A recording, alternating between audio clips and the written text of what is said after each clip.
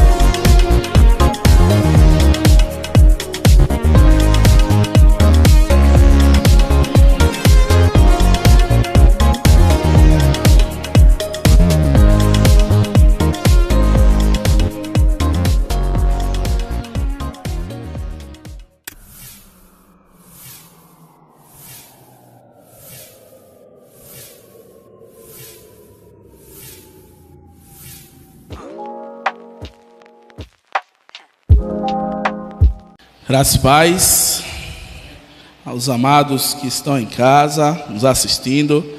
Que Deus abençoe a todos. Que o Senhor Jesus Cristo continue habitando ricamente nos nossos corações, hoje e para sempre. Amém. Para os amados que estão aqui, idem. E Deus abençoe também a todos, em nome de Jesus. Queridos, abram suas Bíblias no livro de Neemias.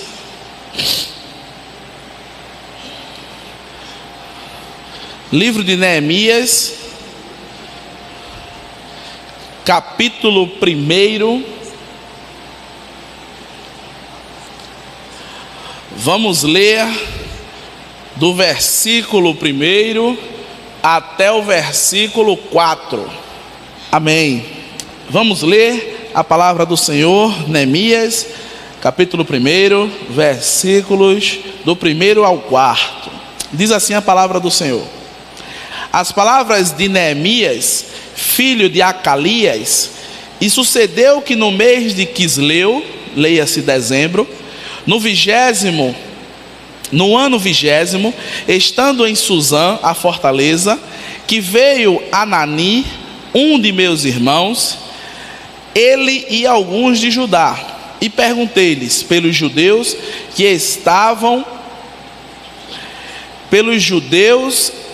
escaparam e os que restavam do cativeiro, e acerca de Jerusalém. E disseram-me: os restantes que não foram levados para o cativeiro, lá na província estão em grande miséria e desprezo, e o muro de Jerusalém fendido, derrubado, e as suas portas queimadas a fogo. E sucedeu que, ouvindo eu estas palavras, assentei-me e chorei, e lamentei por alguns dias, e estive jejuando e orando perante o Deus dos céus. Feche seus olhos, não feche a sua Bíblia. Senhor, muito obrigado, Pai, mais uma vez, por essa grande oportunidade de estarmos aqui para aprender mais de Ti, Pai. Obrigado porque o Senhor já falou conosco através das suas leituras, através dos louvores que foram entoados, e está a falar conosco através dessa pregação, Pai. Que o Teu nome cresça e o meu nome diminua, Pai. E cada coração que está ouvindo nesse momento, Pai, essa mensagem, e aqueles ainda que irão ouvir, que eles estejam abertos, que eles estejam quebrantados, e que ao escutarmos tal palavra, venhamos a ser cada vez mais praticantes, Pai. Muito obrigado por tudo que o Senhor tem feito por cada lar e cada família espalhada pela face da terra. Em nome de Jesus, amém. Queridos, hoje, nessa tarde, o Senhor Deus colocou ao meu coração trazer essa mensagem sobre o livro de Neemias. O livro de Neemias é um livro extraordinário, que fala como Deus levanta os seus servos para exercer a liderança, para exercer um chamado, para exercer algo que venha a fazer com que o reino seja cada vez mais edificado, engrandecido, enaltecido. E o título que eu coloquei nessa mensagem, que Deus colocou no meu coração, você sabe que eu tenho uma dificuldade grande para colocar título nessas coisas. Pense numa disciplina ruim, colocar título numa coisa que não foi eu que fiz. Sou pouco entendedor daquilo, mas pequenino como somos, nós tentamos aí atribuir algum título a essa mensagem. E o título que eu coloquei aqui é: Deus tem uma missão para cada um de nós. Os que estão aqui, vamos repetir? Deus tem uma missão para cada um de nós. Isso é muito interessante. Por quê? Porque nós vamos ver em todo o livro de Neemias Deus dando uma missão a esse servo. Porém, eu quero retornar um pouco com os amados para deixar os irmãos situados no ambiente que estava se passando essa mensagem, essa história desse Neemias, servo do Deus Altíssimo. O povo de Deus tinha sido alertado pelo profeta Jeremias que eles iam passar 70 anos no cativeiro babilônico. Esses 70 anos, às vezes, algumas pessoas perguntam, mas por que 70? Por que 70? Será que alguém sabe por que 70? Alguém aqui sabe por que 70? Alguém em casa sabe por que 70? Por causa do número... A irmã Célia disse que é por conta do número 7, que é o número da perfeição. Porque é o seguinte, desde o reinado de Saul até os dias em que o cativeiro babilônico aconteceu, o Senhor Deus, Ele tinha dito, Ele tinha instruído, Ele tinha ordenado ao povo de Israel que eles iriam trabalhar durante 7 anos, ou melhor, durante 6 anos na terra dali de Israel, e o 7º ano seria o 7º ano sabático. E a terra ela teria que descansar, a terra ela teria que parar a produção para que ela pudesse respirar e aí dar mais frutos. Mas o povo obediente como é, nunca fez com que essa ordem de Deus fosse cumprida. E aí passou-se desde o reinado de Saul até o cativeiro babilônico 49 anos. E é interessante que quando a gente divide esse 49 pelo tempo de anos sabáticos, dá exatamente 70 anos. Veja que coisa interessante. Eu vejo nessa situação que mesmo que nós venhamos a desobedecer, mesmo que nós venhamos a querer dar um jeitinho de um lado, um jeitinho do outro, mas os planos e projetos de Deus, amém, minha irmã? Você sabe da profecia que acontece quando bota água para mim? Sabe não? A pessoa começa a namorar e se casa.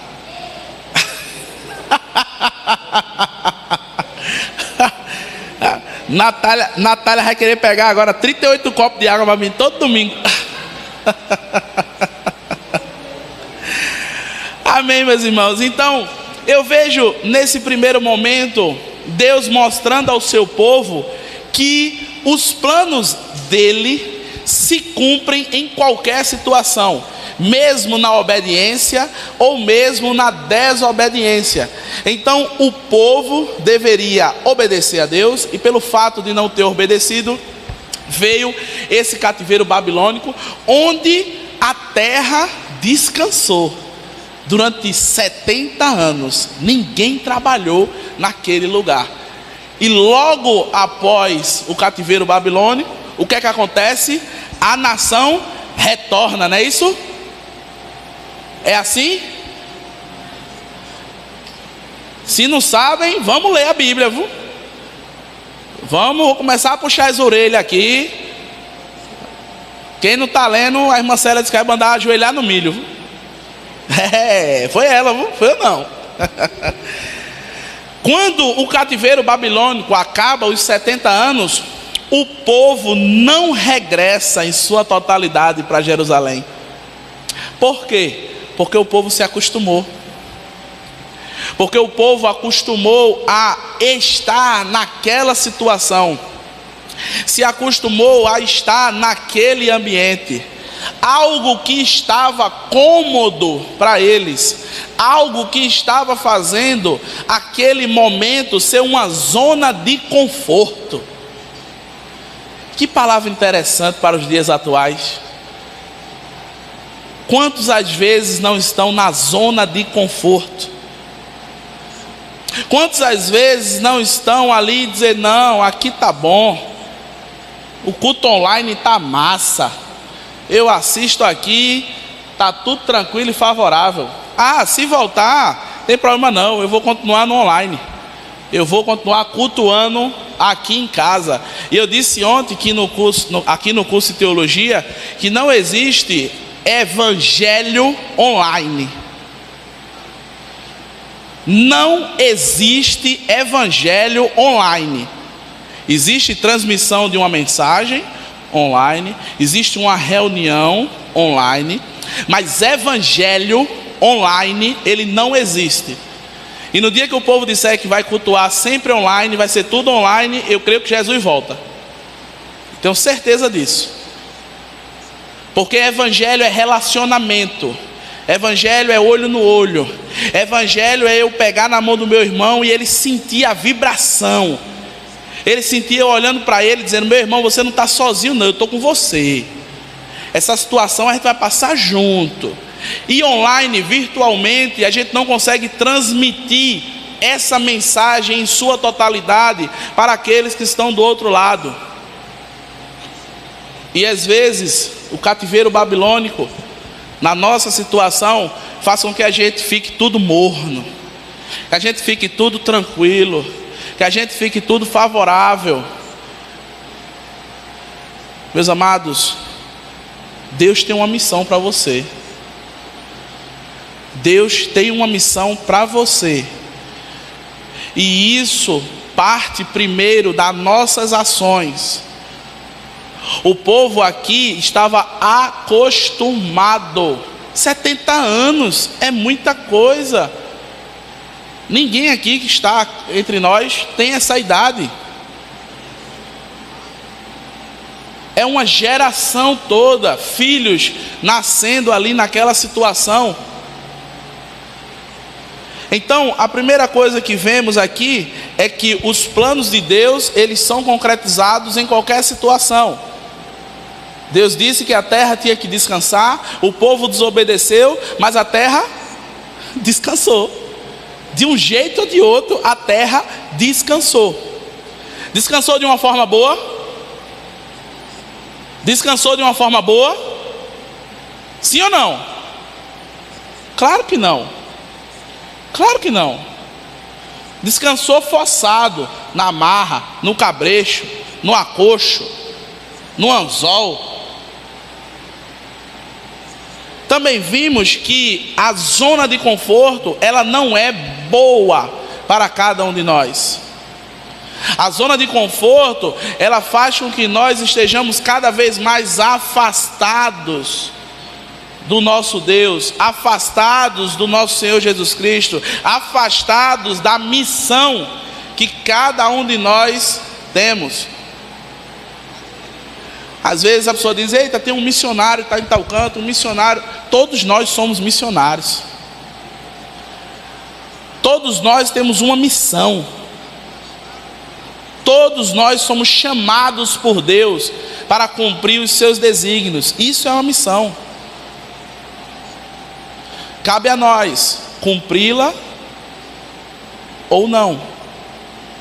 E aí, chegamos nesse homem, nesse servo de Deus, chamado Neemias.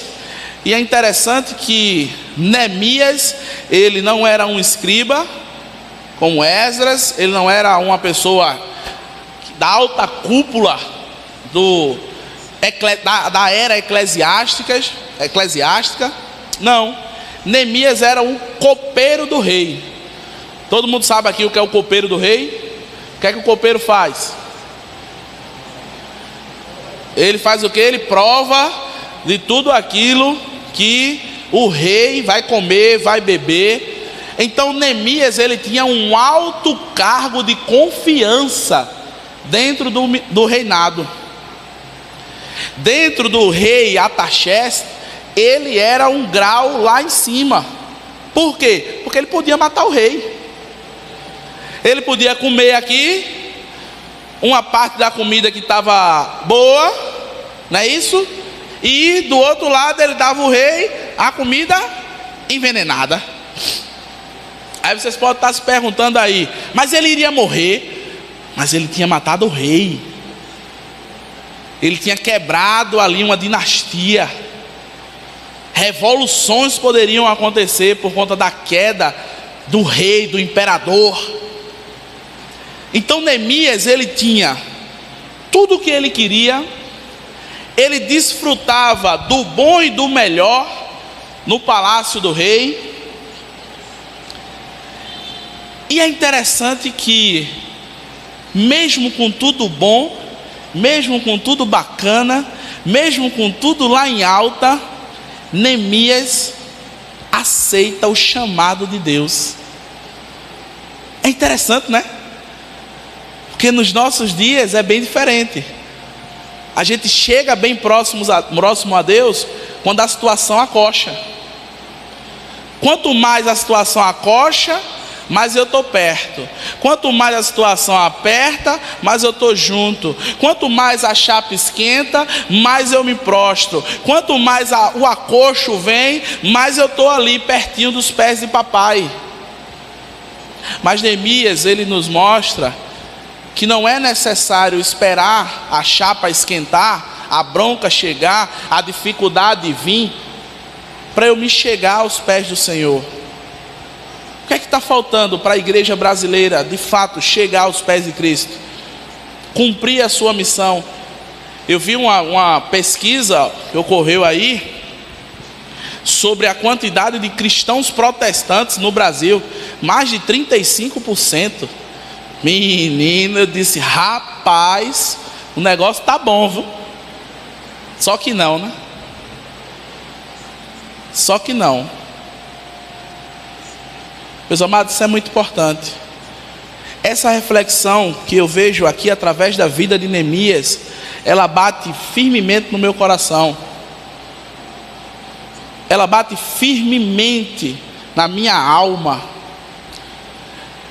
Neemias mostra aqui que quando ele está bem, aí é que ele vai servir ao Deus Todo-Poderoso.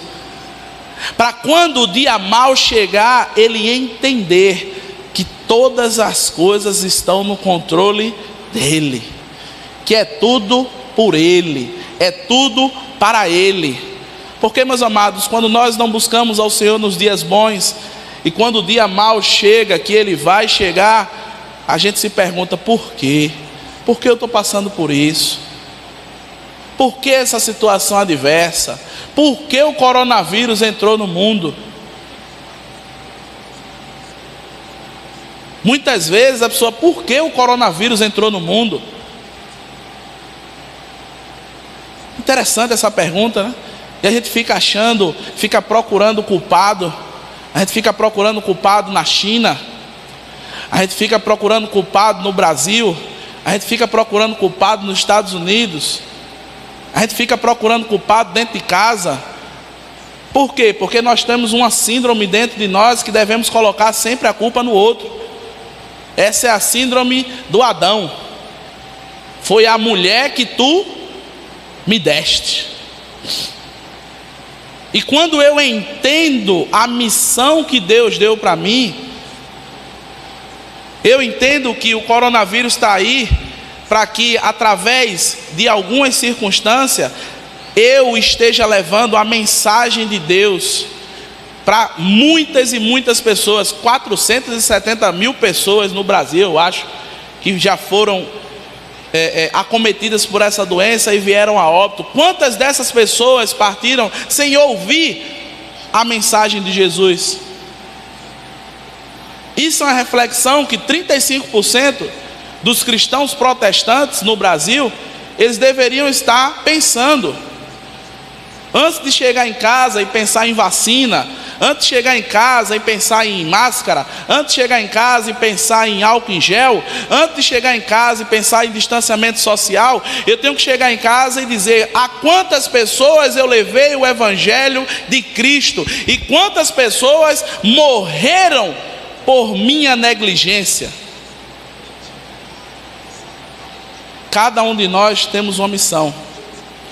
Cada um de nós temos um chamado. E não deixa a chapa esquentar para começar a executar esse chamado, não. Porque nós vemos aqui, através desse homem de Deus, que para ele estava tudo bom. Você sabe qual é a distância de Suzã, onde Neemias estava, para Jerusalém? Só 1.850 quilômetros. Aí o que é que Neemias fez? Ligou para a companhia aérea, disse: olha, vou precisar aí de um Boeing para eu ir aí para Jerusalém. Leva o material, pega a negrada aí para a gente resolver lá o problema do muro.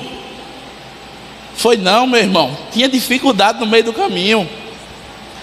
A missão que Deus tem para cada um de nós, ela é meio esburacada. Elas às vezes não é tão fácil não. Tem algumas coisas que vão nos confrontar. Tem algumas coisas que vão dizer assim: não, meu irmão, não vai não, fica por aqui, aqui tá bom demais.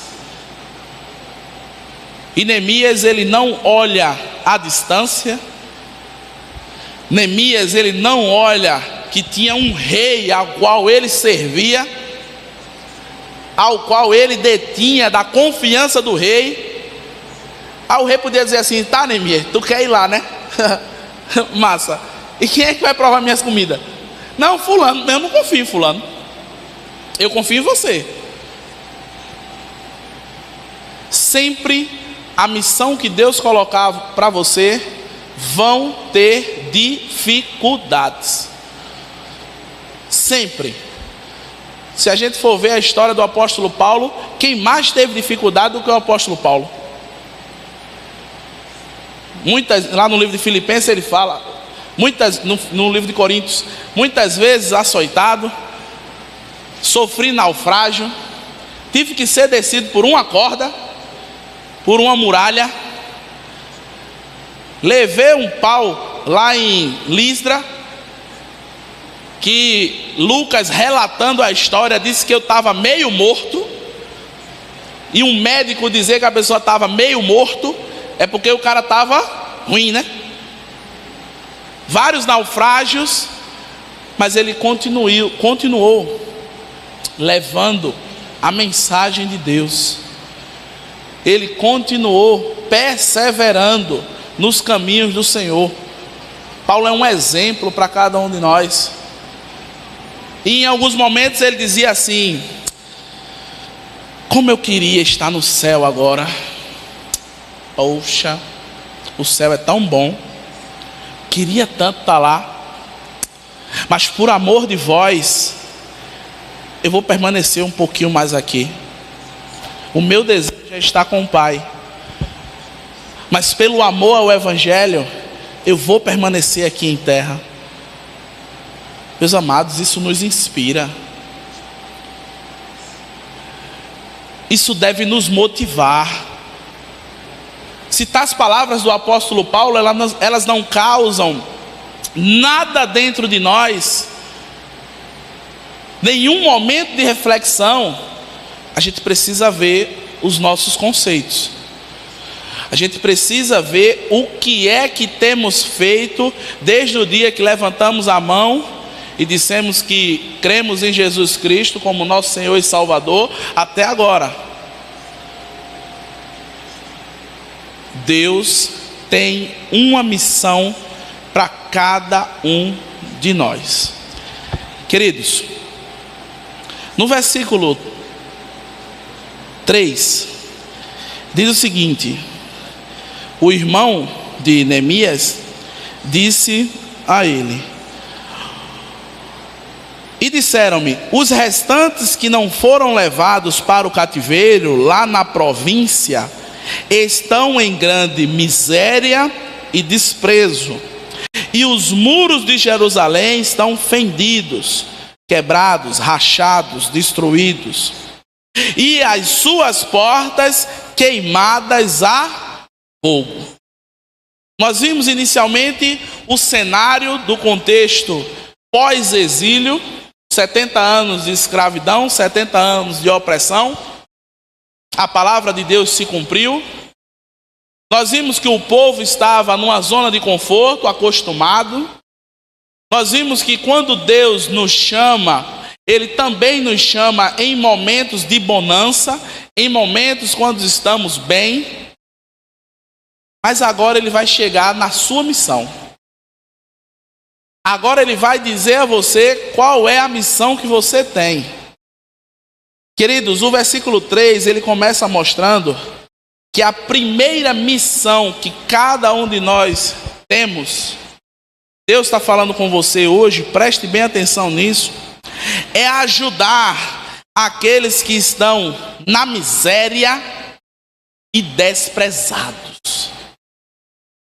Meus amados, essas duas palavras, se elas estão sós, solitárias, soltas, elas já causam um impacto muito grande.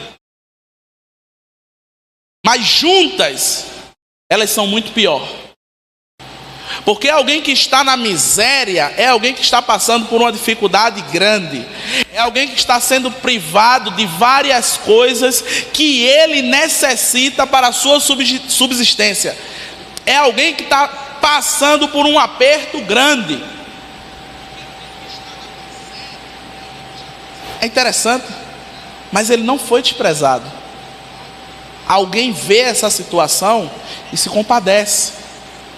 Mas quando eu junto as duas palavras, eu vejo que além da situação que a pessoa está, outros o desprezam, outros não estão nem aí, outros estão passando de largo, como a parábola do bom samaritano, que Jesus disse que tinha uma pessoa largada ali, tinha levado um cacete, sido roubado, e aí passa o grande sacerdote, vou para o culto, trazer uma mensagem de Deus, e aí vê alguém estirado no chão e diz, não, deixa esse aí, eu vou para lá.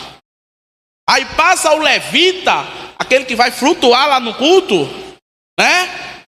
Vai tocar e vai cantar e vai fazer um bocado de coisa, aí passa bem distante. Essas pessoas desprezaram aquele que estava passando pelaquela necessidade. E era assim que o povo que estava em Jerusalém continuava. Eles passavam por momentos ruins e não tinha ninguém que ajudasse. Interessante que nessas caminhadas que a gente faz, a gente encontra muitas coisas. Ontem, a gente estava na caminhada e aí chegamos em uma porta lá, em que a pessoa que nos atendeu falou de tudo. Falou de álcool em gel, falou de máscara, falou do presidente, falou de tudo, que estava tudo errado, que o cara estava querendo matar todo mundo, e que tinha um bocado de gente precisando, e que estava uma desgraça, o mundo todinho. E quando terminou, a gente saiu de lá sem um pacote de fubá. A gente saiu de lá sem 1 quilo de sal. Aí você pode dizer, mas o que é que tem a ver? O discurso não condiz com as ações. Muitas vezes o nosso discurso, o nosso falar, ele não condiz com as ações que devemos praticar. A gente vive no campo das narrativas. Mas a prática que é bom, a missão a ser cumprida, a gente não tem cumprido. É passar por uma pessoa, poxa, bichinho, ó, tá aí sozinho, com fome, com frio. Ah, governador infeliz. Ah, presidente, eu pegar ele. É bronca, né? E vai-se embora. E vai-se embora.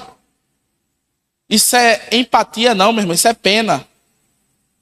E eu ainda digo, é uma falsa pena. A primeira missão que Deus tem para cada um de nós é estarmos ajudando aqueles que estão na miséria e desprezados. E muitas vezes, meu irmão, lá em Deuteronômio capítulo 15, versículo 11, diz, sempre haverá pobres na terra. Sempre haverá pobres na terra. Portanto, eu ordeno a você que abra o coração para o seu irmão, tanto para o pobre quanto para o necessitado da sua terra. Meu irmão, a gente está indiferente pelas pessoas que estão vivendo na miséria. E é interessante que às vezes o pobre não é só aquele que não tem alimento em casa. O pobre às vezes é aquele que precisa de atenção. E nós estamos muito preocupados com os nossos empregos. Nós estamos muito preocupados com os nossos estudos. Nós estamos muito preocupados com a nossa vida. Mas não temos um minuto para dar atenção àquele pobre que precisa daquele momento de atenção. Nós não temos 30 segundos para ouvir outra pessoa sem antes dar um pré-julgamento por aquilo que ele está passando. Meus irmãos, Deus chama você para uma missão. Deus chama você hoje para cuidar dos miseráveis e dos desprezados. Cuidar daquelas pessoas que precisam de uma atenção. Sabe aquelas pessoas que ninguém quer conversar com ela? É ela que Deus está falando para você dar atenção. Sabe aquela pessoa que a gente está desprezando? É ela que a gente tem que dar atenção. Alguém aqui já teve o desejo no coração de sair aqui de 1h da manhã, andando por Paulista, para ver quantas pessoas moram na rua? Não, pô, isso aí é função do governo. Não, isso aí é função do pastor. Não, isso aí é função do líder de missões. Quando é que vai ser a minha função? Quando é que vai ser a minha função? Nunca. Que a minha função é vir para o culto, sentar na cadeira, que há 10 anos já está com o formatinho do meu popô, e aí continuar para o resto da vida. Meus irmãos, é muito sério.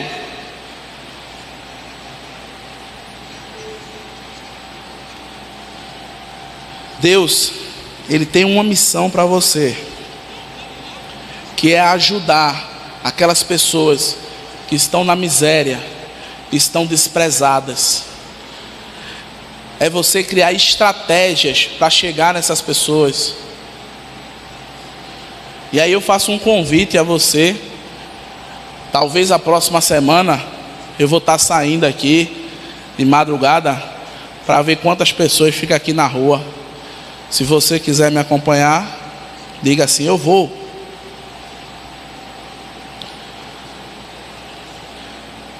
Porque, meu irmão, eu não consigo ver algo e passar distante. Aí você pode dizer assim: mas eu não tenho como ajudar. Eu tenho certeza que você conhece pessoas que podem ajudar. Eu não sou psicólogo, eu não consigo ouvir as pessoas, mas talvez você conheça alguém que seja psicólogo e possa ouvir as pessoas. Ah, eu não tenho condições de sair de casa. Eu tenho certeza que você conhece alguém que tem condições de sair de casa. Mas até nas pequenas ações a gente está acomodado. Pequenas ações, meu irmão, não estou dizendo aqui para você pegar, botar uma mochila nas costas e adentrar um movimento hippie e chegar lá e fazer. Não estou falando isso não. Cada um contribui segundo propôs no quê? Cada um contribua segundo propôs nos quê? No seu coração. Mas contribua. Contribua segundo Deus propôs, não você.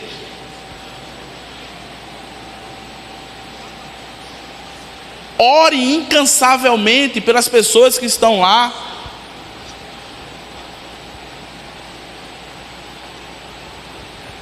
Ore incessavelmente para que Deus levante pessoas para estar indo cumprir essas missões. Mas ore de coração, porque Deus sabe que você só pode fazer essa situação, e é muito. Mas Deus também sabe quando você tem tempo, Deus também sabe quando você tem recursos. Deus também sabe quando você tem contatinhos. Você pode estar ligando ali para um, para outro, se mexendo, para fazer com que as coisas aconteçam. Meu irmão, Deus, não eu, Deus, Ele tem uma missão para cada um de nós. E Ele já nos mostrou hoje que os planos dele se cumprem. Os planos dele se cumprem. E esses planos, eles querem ser cumpridos com você. Ele quer que você participe. Ele quer que você bote a mão no arado. Ele quer que você diga: Senhor, eis-me aqui, envia-me a mim. Mas muitas vezes a gente faz: Senhor, eis-me aqui, envia-me a ele ou a ela. E aí a gente vai se esquivando de algumas situações. Essa palavra é para mim. Essa palavra é para você. Deus marcou esse encontro hoje para você que está em casa ouvindo essa mensagem. Deus manda essa mensagem para você, para aquele que ainda vai ouvir essa mensagem. Deus tem uma missão para você. Não é para o outro, não é para o pastor, não é para o diácono, não é para o missionário, é para você.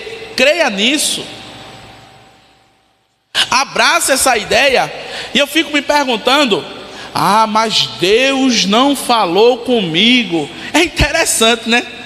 A gente vê aqui no texto de Neemias, quando o irmão dele chega, os céus se abrem, descem 2 anjos, cada um de um lado segurando um banner, dizendo: Neemias, Deus está te chamando. Foi assim? Não foi. Mas no seu coração ele entendeu que Deus estava o chamando para cumprir uma missão. Meus irmãos, a gente sente o coração da gente ardendo às vezes. O que é que está faltando para esse fogo ser colocado em prática? Às vezes a gente tem o discurso dos 2 discípulos que estavam lá no caminho de Emaús. E quando Jesus lhes apareceu e sumiu naquele mesmo momento, um olhou para o outro e disse assim: não ardia o teu coração quando ele explicava sobre as Escrituras? Quando ele falava com propriedade, não ardia o teu coração? Bota em prática, meu irmão. Vamos avante. Vamos avançar. Muitas vezes nós estamos presos dentro de casa, mas o evangelho ele está solto. A palavra de Deus ela não está presa. Liberte-a dentro de casa mesmo.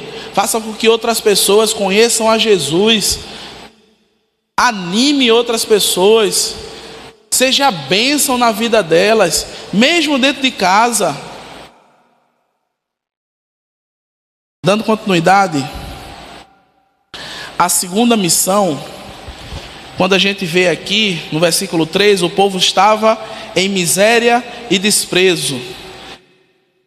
A segunda situação que ocorria lá em Jerusalém era que as muralhas, elas estavam o quê? Fendidas, elas estavam derrubadas, elas estavam ali se deteriorando, e os portões eles estavam destruídos.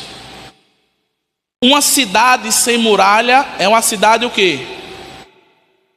Indefesa, né? Uma cidade sem portões é uma cidade onde qualquer um pode entrar, onde qualquer coisa pode passar, onde qualquer situação pode adentrar. Meus amados, Deus, o Senhor Jesus Cristo, Ele lhe dá a segunda missão. A primeira é para você ajudar aqueles que estão em miséria e em desprezo. A segunda missão é para você levantar os muros e os portões que irão proteger as pessoas da condenação do pecado. Sabe como? anunciando a Jesus Cristo. Porque você só pode livrar as pessoas da condenação do pecado. Qual é a condenação do pecado? A morte. E a morte espiritual, o inferno, uma eternidade fungando junto com o capeta. Para você, essa é a segunda missão: levantar os muros e os portões que irão proteger as pessoas que estão sendo acometidas com essa doença da condenação eterna. E como é que você vai fazer isso? Anunciando Jesus. Aí você pega a sua Bíblia agora, começa aí a gritar que Jesus salva. Claro que não, meu irmão. Claro que não. Você vai dizer primeiro o que Jesus fez na sua vida, de onde Jesus lhe tirou, o que Jesus fez que já livrou você de situações adversas, o que Jesus fez pela sua saúde, o que Jesus fez pela sua família, o que Jesus fez por todas aquelas pessoas que estão ao seu redor. O que Jesus fez por você, meu irmão? Abra sua boca e diga. Se eu começar a dizer o que Jesus fez na minha vida, desde do meu nascimento até hoje, vai faltar papel para escrever. Porque grandes coisas fez, faz e ainda fará o Senhor pela minha vida, pela sua vida e pela vida dos seus familiares. Mas essas palavras, elas precisam ser anunciadas. Essas palavras, elas precisam ser ditas. Mas as palavras, às vezes, que saem da nossa boca, não tem Jesus. Tem trabalho, tem escola, tem faculdade, tem igreja, tem relacionamento, mas não tem Jesus. O que o mundo precisa é de Jesus. O que o mundo precisa é confiar em Deus. É através disso, meu irmão, que as portas e os muros, eles vão proteger essas pessoas que estão por muitas vezes condenadas pelo salário do pecado. Essa é a primeira forma de você cumprir essa sua segunda missão. A segunda forma é você dizer aonde Jesus. A segunda forma é dizer o que Jesus passou para nos livrar da condenação. Primeiro, você vai dizer o que Jesus fez na sua vida. Segundo, você vai dizer o que Ele passou para que você pudesse receber todos esses benefícios. E é interessante que a gente estava conversando aqui com a turma que está se preparando para o batismo, e chegamos a falar sobre a crucificação. A crucificação, ela está tão banalizada como aquele, ai meu Deus, sabe aquele negocinho que a pessoa tem um susto, ai meu Deus, ninguém para mais para imaginar o que foi a crucificação de Jesus. Teve muitas pessoas que ocorreu o lançamento daquele filme do Mel Gibson, A Paixão de Cristo, se estarreceram com aquilo. E disse, meu Deus, teve gente que desmaiou no cinema. Pessoas que assistiram por 2, 3, 4 vezes e ainda choram quando vê aquilo. Aquilo foi 1%, talvez, ou menos, do que Jesus passou. Porque a primeira humilhação foi Ele deixar a glória do Pai, como Filho unigênito de Deus, como o ser que criou todas as coisas, aquele que todas as coisas subsistem por causa dEle, descer dos céus e habitar na terra, na forma humana. Esse foi a primeira humilhação de Jesus. Jesus, sendo Deus, deixando os locais correndo para não ser pego e talvez morto antes do seu momento. Depois, quando foi preso, humilhado, cuspido, chicoteado de uma forma que os textos relatam que quando a corrente puxava, o couro vinha, mostrando o osso. Você já imaginou? Agora você já imaginou alguém passando aqui nessa rua, nessas condições?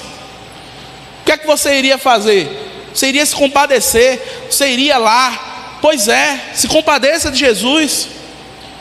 Através dessa ação, leve a palavra dele para outras pessoas. A crucificação, ela não era apenas só visual, ela era audível. Eu consegui ouvir os gritos, o gemido, a respiração ofegante, embargada, cheia de sangue dentro dos pulmões. Pois é esse Jesus que precisamos proclamar, para que os muros e portões de cada uma dessas pessoas que estão aí na terra possam ser reerguidos, e tais pessoas possam saber que a morte não é o fim, a morte é apenas um começo de uma vida inteira ao lado de Deus Pai.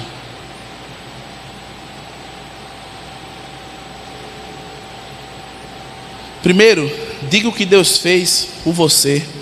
Segundo, diga o que Jesus passou por você. Terceiro, diga onde Ele está. Porque existem muitos grandes homens, profetas, onde você chegar no túmulo dele, existem os restos mortais. Mas de Jesus, a tumba está vazia. Ele ressuscitou, Ele está vivo, a morte não pôde contê-lo, Ele venceu a morte e nos deu direito à vida eterna. Meus irmãos, essa é a missão que Deus tem para cada um de nós. E nós podemos dizer, como Paulo disse, que através do sofrimento de Cristo, Deus os exaltou à mais alta posição e lhe deu um nome que está acima de todo nome, para que por ele, Jesus, se dobre todo o joelho no céu, na terra e debaixo da terra, e toda língua confesse que Jesus Cristo é o Senhor, para a glória de Deus Pai. Essa é a missão que Deus tem para cada um de nós. Primeiro, ajudar aquele miserável e desprezado. Sabe por quê? Porque quando chegar lá no céu, Jesus vai lhe perguntar. Ele vai chegar lá e vai dizer: vinde bendito do meu Pai, para um lugar que está preparado desde a fundação do século. Porque tive fome e me deste de comer, tive sede e me deste de beber, estava nu e me vestisse, fui presidiário e tu me visitou, eu era forasteiro e tu me acolheu. Aí alguém vai dizer: what? Como assim? Quando aconteceu isso, Jesus? Aí ele vai dizer: quando você fez por aqueles pequeninos, aqueles necessitados ali na terra, você estava fazendo a mim. Amados, cada vez mais devemos ser firmes, abundantes, constantes, persistentes, perseverantes, insistentes na obra do Senhor, porque o nosso trabalho, ele não é vão. Primeira missão que Deus quer de você: cuide, ajude, proteja os miseráveis, os necessitados, aqueles ao qual estão desprezados. E mais uma vez eu afirmo, não só de alimento, mas de atenção, de respeito, de cuidado, de empatia, de compaixão. você sentir a dor do irmão, você sentir aquilo que ele está passando. Segunda missão: levante os portões e os muros espirituais das pessoas que tanto precisam ouvir sobre Jesus, ouvir quem é Jesus, ouvir onde está Jesus. E assim, meu irmão, a gente vai estar cumprindo essa missão que Deus tem para cada um de nós. Vimos aqui que os planos de Deus, eles se cumprem. Nós vimos aqui que não podemos nos acomodar e nos acovardar. Nós devemos sair da nossa zona de conforto. Nós também vimos que Deus nos chama, mesmo nas situações maravilhosas da nossa vida. Então não espere você estar numa pior para executar os planos de Deus.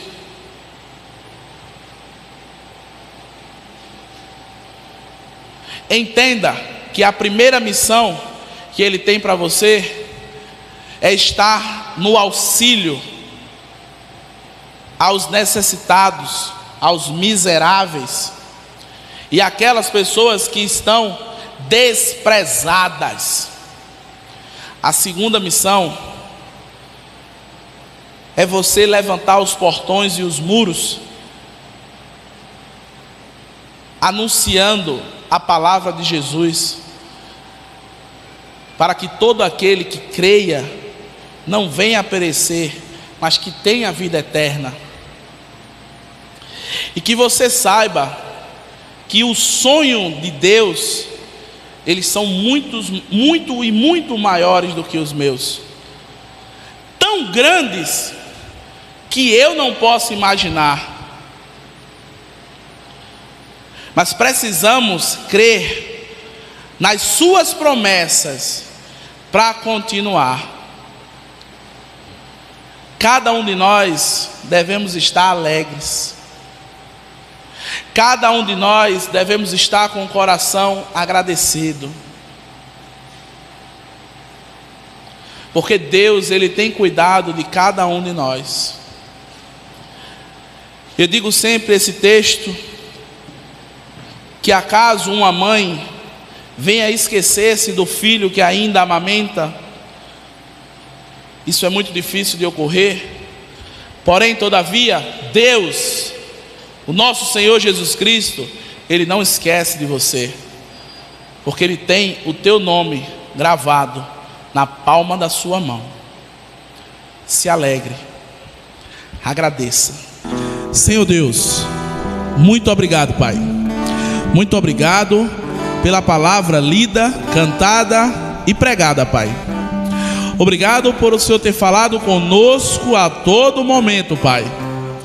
E que essa missão que o Senhor plantou no coração de cada um dos teus servos, ela esteja germinando e crescendo, se tornando uma grande árvore, dando bons frutos através da vida dos teus servos, Pai. E nós venhamos a acolher aqueles necessitados, aqueles desprezados, e nós venhamos a levar o teu amor, o teu evangelho, Pai, para a vida daqueles que ainda não te conhecem, Pai. Que o teu nome cresça através da vida dos teus servos, e os nossos próprios nomes venham a diminuir, Pai. Senhor, eu clamo a Ti por todos os enfermos, Pai, espalhados pela face da terra, Pai. Eu clamo a Ti pelas famílias enlutadas, Pai. Famílias de um jovem chamado Lucas, que ontem foi para os Teus braços. Tem misericórdia, Pai, da família dele. Tem misericórdia dos amigos, Pai, que fica as lembranças boas nos seus corações. Que o Teu Espírito Santo esteja confortando a todos, Pai, em nome de Jesus. Eu te peço pelos enfermos, Pai. Te peço por Gera, esposo da irmã Ruth. Te peço pela irmã Gal, mãe da nossa irmã Luciana, Pai. O Senhor é o médico dos médicos, Pai. O Senhor foi que deu sabedoria a todos esses médicos que estão aí cuidando dos enfermos, Pai. E que o Senhor esteja os usando para trazer a cura para cada um dos teus servos, Pai. Mas que o teu nome seja glorificado sempre, Pai. Que a tua vontade ela esteja soberana, Pai, as nossas. Que cada um dos teus enfermos que estão espalhados pela face da terra sintam-se agora abraçados, Pai, pelo teu Santo Espírito. Que eles sintam um calor, Pai, do teu abraço. Que eles saibam que não estão só. Tem pessoas orando e clamando por cada um deles, Pai. Que na hora certa, do jeito certo e da tua forma, a cura, Pai, ela venha. A tua cura, Pai, ela prevaleça. Em nome de Jesus, nos leva para casa, Pai, em paz. Abençoa aqueles que já estão em casa. Dá uma semana, Pai, de livramentos. Dá uma semana, Pai, debaixo da tua poderosa mão, Pai. E para que na próxima semana nós estejamos aqui agradecendo e dizendo que grandes coisas o Senhor tem feito no meio do teu povo. E é por isso que estamos alegres. Muito obrigado, em nome de Jesus, amém.